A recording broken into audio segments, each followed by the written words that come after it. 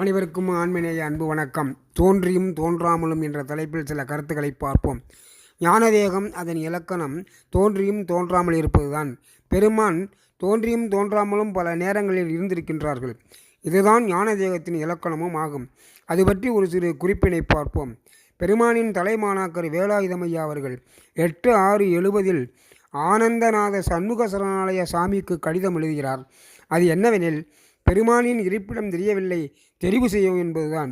இதற்கு சாட்சியாக 26/10/70 பெருமான் வெளியிட்ட அறிக்கையை கேளுங்கள். அன்புடன் நம்மவர்களுக்கு ஒருவனை பற்றி அனந்தம் பேர்களுக்கு நன்மை உண்டாம். உண்மையாக நம்பியிருங்கள். என்னால் உங்களுக்கு நன்மை கிடைப்பது சத்தியம். நான் இன்னும் கொஞ்ச தினத்தில் திருவருள் வளத்தால் வெளிப்படுவேன். அதுபரியந்தம் பொறுத்திருங்கள். நான் மிகவும் சமீபத்தில் தானே வெளிப்படுவேன். அஞ்ச வேண்டாம். சாலையை வெகுவாய் நடத்துங்கள்.